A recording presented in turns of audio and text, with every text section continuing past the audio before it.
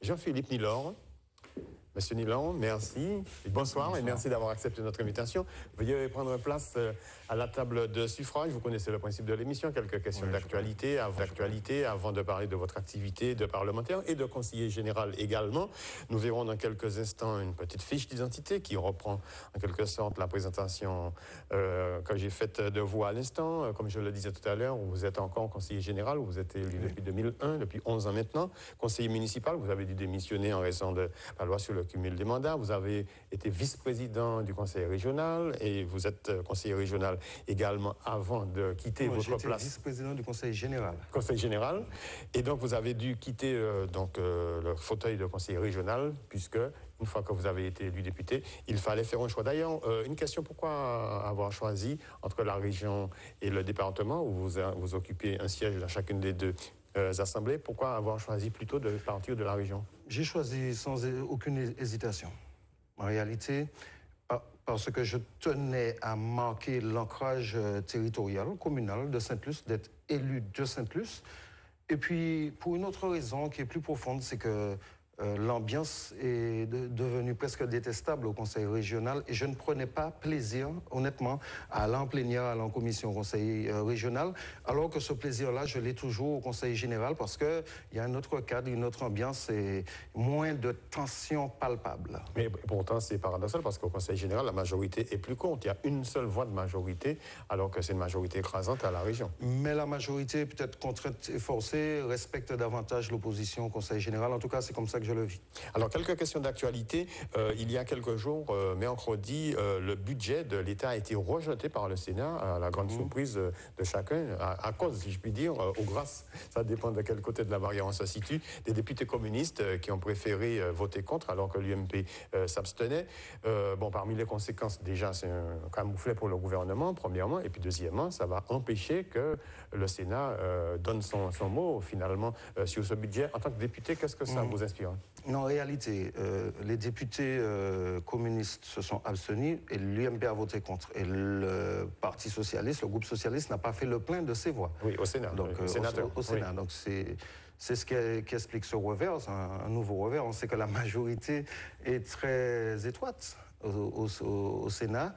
Et si les options gouvernementales ne vont pas dans le sens des uns et des autres, ce risque-là est permanent, le risque que des propositions de loi soient rejetées. Et je crois qu'il faudra s'habituer à ça. Alors, est-ce que, comme député, vous avez souvent des discussions avec les membres du groupe auquel vous appartenez, le groupe GDR, Gauche démocratique et républicaine, qui a des élus de toutes origines, j'allais dire en politique, idéologique et géographique.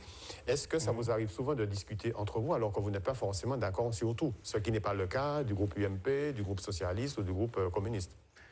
Ça nous arrive très souvent d'avoir des réunions de travail, de préparation des séances, pratiquement des réunions hebdomadaires. Et je crois que c'est très enrichissant. En tout cas, pour ma part, je vois ce travail-là avec ces élus communistes, dont certains sont vraiment des élus chevronnés, expérimentés. Et puis, il y a quand même un ciment idéologique, même si on n'est pas d'accord sur tout, et même si surtout, nous avons toute la latitude pour prendre toutes les positions et les décisions que nous entendons prendre. Il n'y a pas de chef de groupe qui nous impose de voter pour alors que nous sommes contre, comme dans les autres groupes. Et ça, c'est quand même un élément de confort pour commencer une activité parlementaire qui est appréciable. Alors justement, parlant d'autres groupes, vous avez vécu de l'intérieur, si je puis dire, puisque vous les voisinez presque tous les jours, vos collègues du groupe UMP, l'UMP qui est en train, selon certains, de voler en éclats, d'autres de vivre un psychodrame, bref, trêve de qualificatifs. Comment vous voyez ça comme politique, en tant que député également, puisque là, vous entendez, vous voyez des choses auxquelles le public n'a pas accès forcément? Oui. Est-ce que c'est réellement surprenant? Parce que dans certains partis politiques, c'est vraiment la bataille pour le pouvoir en permanence. Et lorsque la dimension idéologique n'est pas vraiment présente, ou c'est pas elle qui fait la différence, je crois que l'UMP a mal préparé ces élections-là et on a le résultat qu'on a aujourd'hui. C'est quelque part, c'est triste, mais quelque part, c'est porteur de beaucoup d'enseignements pour les citoyens qui voient la réalité des fonctionnements des uns et des autres.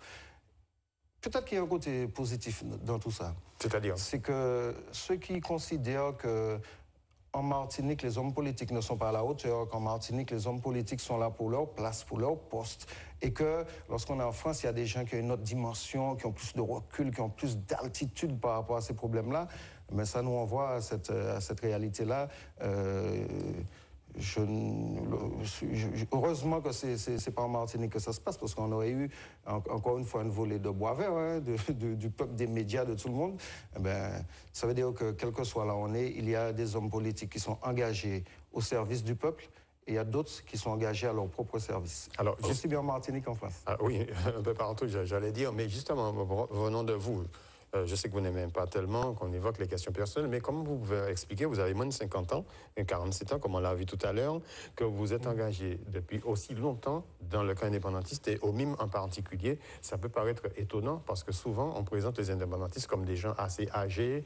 Il y a très peu ou de moins en moins de jeunes, paraît-il, qui sont en faveur des idées d'indépendance nationale. Je ne sais pas où vous tirez vos oui, c'est ce qu'on entend, c'est le fond, c'est le bruit de fond. C'est pas ce que je vis autour de moi, mais je vois beaucoup de jeunes Martiniquais qui s'intéressent à la chose politique et qui ne sont pas du tout heurtés par les idées que nous préconisons, bien au contraire, qui voient dans le combat que nous menons un combat qui est plein d'avenir pour la Martinique. Il y en a beaucoup. Il y a beaucoup de jeunes Martiniquais qui ne s'intéressent pas à la politique. Et ça, on peut le regretter. Il faut mener des actions pour remédier à ce fléau-là, parce que c'est un fléau quelque part.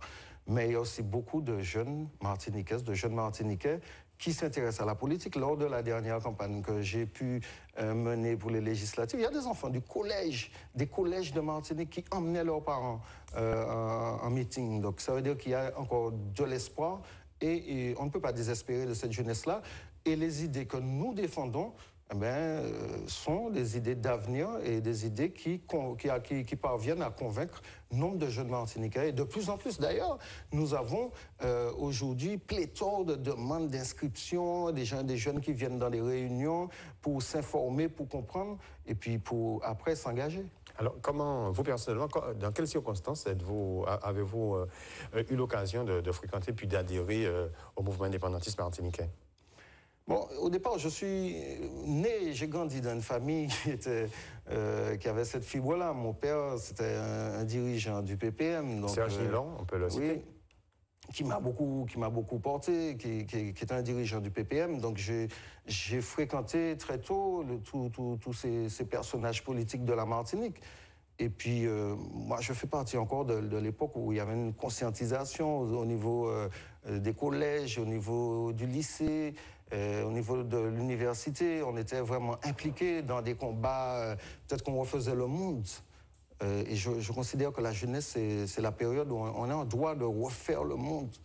Et donc, j'avais parmi les héros, les gens que je considérais, mais c'était Che Guevara, Fidel Castro, Martin Luther King, Malcolm X, tous ces hommes-là qui m'ont beaucoup porté, j'ai beaucoup lu, et donc je me suis engagé tout à fait naturellement dans la voie de ceux qui s'opposaient au principe de supériorité d'une culture, d'une civilisation sur une autre. Je me suis engagé au service des plus humbles et des peuples les plus hommes sur la planète, des peuples du tiers-monde. Donc forcément, dans une démarche anticolonialiste. Alors justement, on va voir quelques images, ça va vous rappeler des souvenirs. Je ne sais pas si vous avez l'occasion de les revoir. Ce sont vos premiers pas à l'Assemblée nationale. Là, on vous voit en compagnie de votre ami Bruno Nestor Azero, le maire de Sainte-Marie, qui a été élu en même temps que vous. Ce sont les deux jeunes députés, jeunes en âge et en carrière, députés de Martinique. Donc, on vous voit dans la cour d'honneur de l'Assemblée nationale, en train de visiter les lieux, de faire vos premiers pas. Qu'est-ce que ça vous inspire, disons 6 mois après ces images? Est-ce que vous avez déjà un recul pour analyser ce qui a pu se passer durant cette période assez agitée de la campagne électorale? Oui, mais en fait, ça m'a fait très plaisir de revoir ces images. En fait, je ne les avais jamais revues. Ça m'a beaucoup aidé d'arriver à l'Assemblée nationale avec Bruno Nestor Azero. Et je vais vous faire une confidence.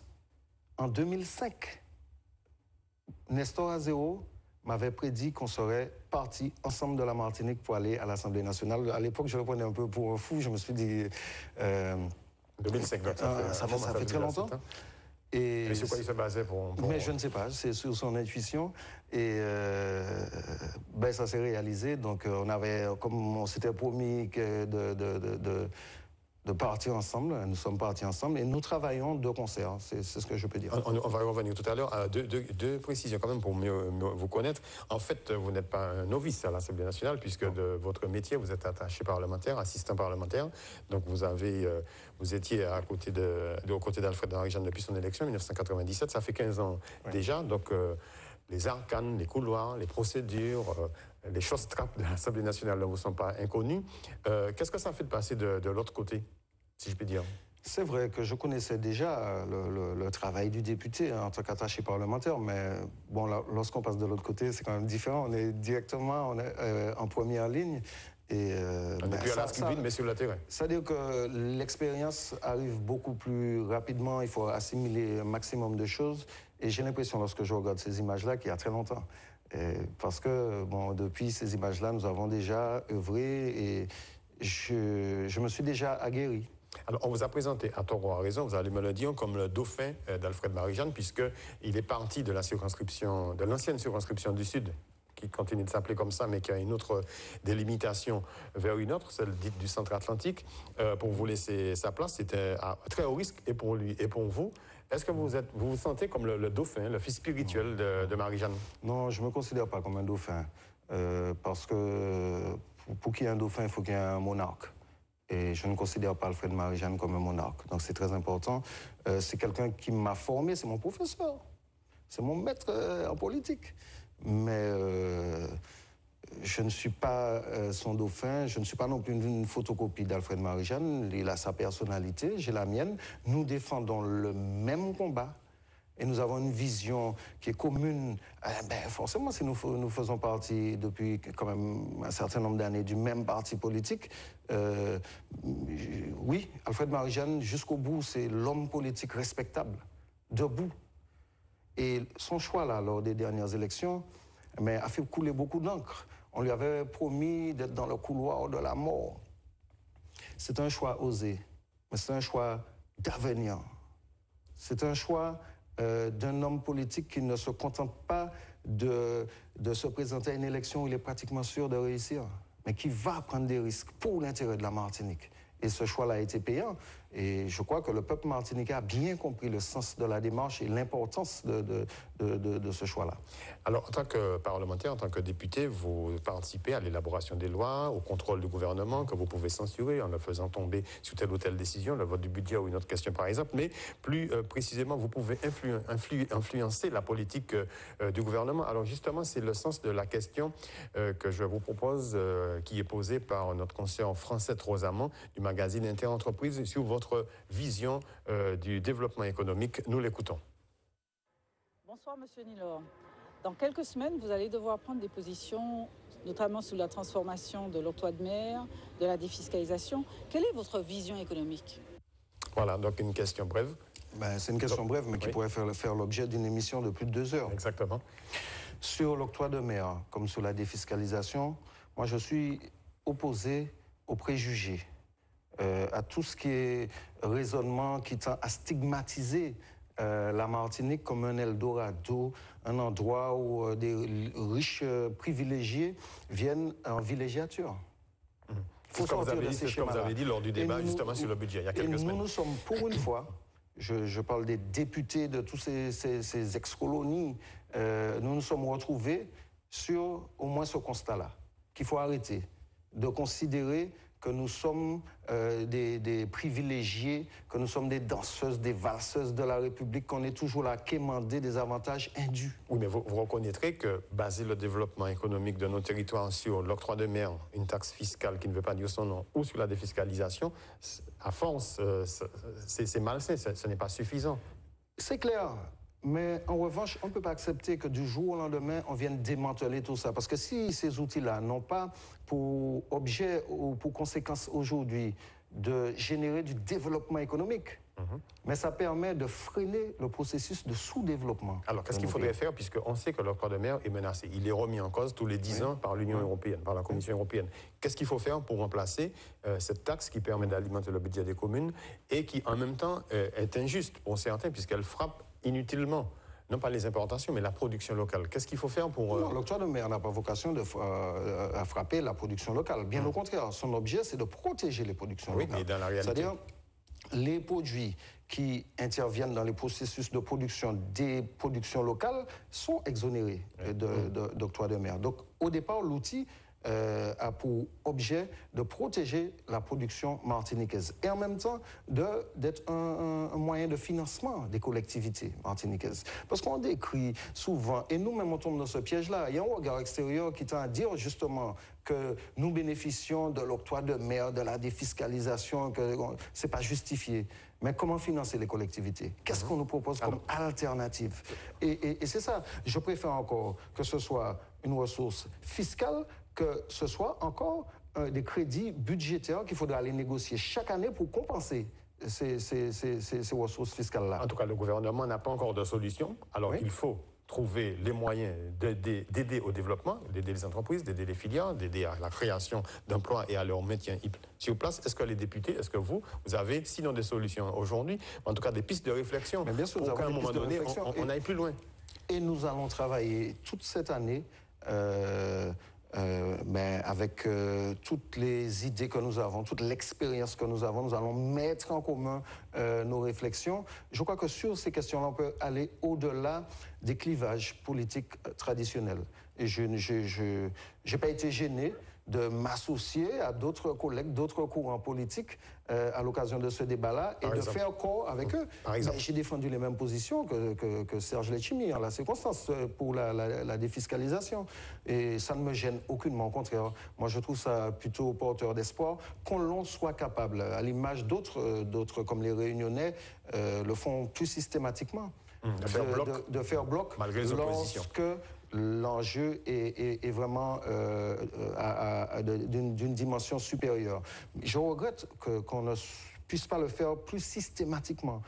Je considère que sur la question de l'hôpital en Martinique, qui nous touche tous, qui nous affecte tous, nous sommes potentiellement tous des victimes des manquements, des insuffisances du système qui est mis en place aujourd'hui, tel qu'il existe aujourd'hui aux urgences, par exemple, des hôpitaux de Martinique. Que sur une question comme ça, nous ne soyons pas encore capables de signer un courrier commun de tous les parlementaires martiniquais à la ministre de la Santé, ça m'interpelle. Je trouve qu'il y a encore beaucoup de progrès à faire. Alors, mais justement, est-ce que ce n'est pas aussi en raison des relations difficiles que vous, le MIM, avez avec le PPM et ses alliés? On a l'impression parfois que de l'extérieur, c'est une guerre, même pas idéologique ou qui porte sur des idées, mais ce sont des querelles de personnes, ce sont des susceptibilités, ce sont des fâcheries inutiles, ce sont des effets de manche aux plénières de la région du département. Qu'est-ce qui se passe là? Qui s'est passé? On a l'impression que nos responsables politiques n'arrivent pas à s'entendre sur aucun dossier important. Je ne crois pas que ce soit le cas, honnêtement. Le plus souvent, il est sain qu'il y ait des débats. Il est sain qu'il y ait une confrontation d'idées, une confrontation de projets. C'est ça la démocratie. La pensée unique, ce n'est pas l'avenir non plus. Ce n'est pas ce qu'il faut rechercher absolument, à tout prix. Dès qu'il y a pensée unique, souvent, il y a les germes de la dictature, d'un pouvoir autocratique, autoritaire. Et c'est précisément ce qui est à l'origine de nombre de conflits qu'on observe aujourd'hui. J'ai l'impression qu'il y a un homme politique à la tête d'un parti qui veut avoir raison sur tout. Mais le plus souvent, lors des plénières, il y a des débats, mais les votes, que ce soit au Conseil général ou au Conseil régional, les votes se font parfois à l'unanimité sur certaines questions. Mais il peut y avoir des divergences. Et avoir la capacité d'accepter que l'autre en face défende, argumente un point de vue qui n'est pas le sien, mais ça, c'est ça qui fait la grandeur des hommes politiques. Et à ce niveau-là, on a des progrès à faire. En tout cas, à la tête de l'exécutif régional, je considère qu'il faut faire des progrès et qu'il faut être un peu au-dessus de la mêlée et ne pas tomber dans un cancan stérile permanent. Alors, c'est vrai, l'origine du mal, elle vient d'où? Je ne sais pas. Mais il y a ce sentiment-là.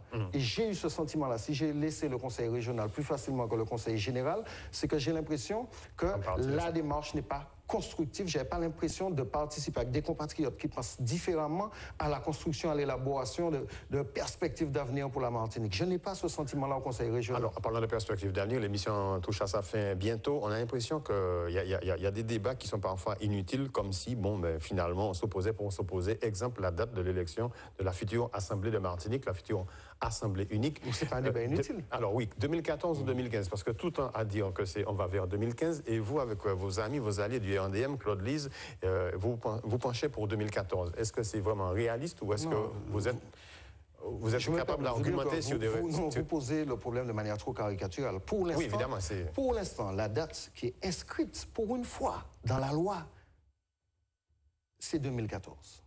Donc, ce n'est pas ceux qui demandent que cette élection-là se fasse en 2014 ne sont pas des marginaux. Dans la loi. Et ceux qui se sont battus pour que ce soit inscrit dans la loi, aujourd'hui, cherchent à repousser ad vitam aeternam. Et quelle motivation, d'après vous? Mais tout simplement, certains font le jeu de leur intérêt personnel plutôt que de l'intérêt de la Martinique. C'est-à-dire que j'ai l'impression que dans cet ensemble-là, qui s'appelle l'Ensemble pour une Martinique nouvelle, qu'on joue la montre, on joue l'horloge biologique. C'est-à-dire qu'on se dit, plus cette élection va se faire tard, plus peut-être Alfred Marie-Jeanne aura des années et ne pourra pas se présenter à cette élection-là. C'est un calcul aussi bête, aussi macabre, mais qui ne va pas dans le sens de l'intérêt de la Martinique. Parce que la vraie question qu'il faut poser, c'est de savoir si cette collectivité unique de Martinique, c'est une bonne chose pour nous. Alors, si c'est une bonne chose, je vous interromps juste 2 secondes pour rappeler les principales dispositions de la loi. Évidemment, il y en a une vingtaine. Nous avons résumé en quelques mots les caractéristiques de son élection. 51 élus au lieu de 86 aujourd'hui au département et à la région. Scrutin de liste à la proportionnelle, ce qui pose un certain nombre de difficultés à certains partis politiques. Les élus seront choisis sur la base de 4 sections géographiques correspondant aux actuelles circonscriptions pour élire les députés. Et il y a cette fameuse prime de majoritaire, ce fameux bonus de 20%, c'est-à-dire 11 élus sur 51 au vainqueur. Là également, il y a encore des débats. Ce n'est pas fini, c'est vrai. Mais très vite, puisque nous approchons du terme de suffrage aujourd'hui, les élus seront consultés. Le ministre des Outre-mer, Victor Noël, a demandé à chacun de s'exprimer. Pour vous, c'est 2014, pour ne pas aller, si je puis dire, à l'encontre de l'esprit du vote émis par les citoyens en janvier 2010. Mais bien sûr, il faut respecter les votes. Après, on va s'étonner qu'il y ait une abstention encore lors des prochaines consultations. Si on a voté en 2010, si on a précipité les votes en 2010, mais ce n'était pas pour mettre en place l'Assemblée, la collectivité en 2015. Le corps électoral, entre-temps, a déjà largement changé. Donc, il faut rester sérieux, il faut rester cohérent. Moi, je considère que si la collectivité unique, ce n'est pas la panacée. Ce n'est pas ça qui va régler tous les problèmes. Mais elle va en réduire un certain nombre. Notamment, le fait d'avoir 2 assemblées, 2 collectivités, le bicaméralisme aujourd'hui pose problème. On n'a aucune lisibilité, on n'a aucune visibilité sur l'action publique. Les investisseurs potentiels, ils attendent quand même d'avoir cette lisibilité-là. On est dans une incertitude et on se complaît dans cette incertitude. On se complaît à tergiverser, à ne pas vouloir faire un petit pas en avant. Or, aujourd'hui, on a besoin de quoi? On a besoin de gens qui avancent, parce que lorsqu'on n'avance pas, mais on stagne, et lorsqu'on stagne, on régresse le plus souvent, parce que relativement, les autres sont en train d'avancer, d'autres peuples sont en train de se construire, et sont en train d'avancer, et puis demain, on sera surpris de voir qu'on est à la traîne. Et ce n'est pas cette perspective-là que j'attends pour la jeunesse de mon pays. Avant la fin de l'émission, en quelques secondes, nos rubriques habituelles en nous songer, quelques événements. Le 20 novembre, comme chaque année, c'est le jour de la Révolution au Mexique. Je suppose que ça vous inspire, Jean-Philippe Nilor. Le 29 novembre, il y a quelques jours, c'était le 80e anniversaire de la naissance de Jacques Chirac, qui a dirigé la France, rappelons-le, pendant 12 ans, un mandat de 7 ans, puis un second de 5 ans. Et puis, à l'agenda cette semaine, parmi les très nombreux rendez-vous à l'Assemblée nationale, vous n'y serez peut-être pas, puisque vous m'avez dit que vous allez rester quelques jours en Martinique. L'audition de Gérard Bali, le délégué général d'Eurodom, c'est le lobby du milieu des affaires antillais, et Jean-Pierre Philibert, autre président de lobby, la Fédération des entreprises d'outre-mer. Un mot très rapide sur ces auditions. Je ne sais pas, je ne vais pas y assister, mais à mon grand regret, parce que c'est quand même important d'écouter ce que ça a à dire, à partager avec eux certains points de vue, à leur faire voir qu'ils n'ont pas toujours raison, aussi à certains moments. C'est important, mais là, très honnêtement, je vais rester un petit peu en circonscription en Martinique, en famille, parce que j'ai été très sollicité plus souvent en France qu'en Martinique ces derniers temps. Et je tiens pour au mois de décembre à rester un petit peu en Martinique. Alors, le mot de la fin avec notre citation, comme de tradition de notre émission. Aujourd'hui, j'ai choisi Frantz Fanon, un auteur dont je suis sûr qu'il vous inspire, qui vous inspire dans votre plus jeune âge, puisque vous êtes encore jeune. Chaque génération doit, dans une relative opacité, découvrir sa mission, l'accomplir ou la trahir. La mienne est en train de l'accomplir et je crois que la mission de ma génération, c'est peut-être pas de faire la révolution, c'est peut-être pas de transformer, de changer les choses, mais ne serait-ce que d'arrêter la dégradation de la situation économique, sociale, sociétale de la Martinique pour pouvoir remettre aux générations qui viennent après une Martinique avec encore un peu d'amour, un peu d'espoir. Mais si on arrive à ça au niveau de ma génération, de notre génération, on pourra partir fièrement. Merci Jean-Philippe Nilor d'avoir participé à notre émission. Merci à vous de nous avoir choisi.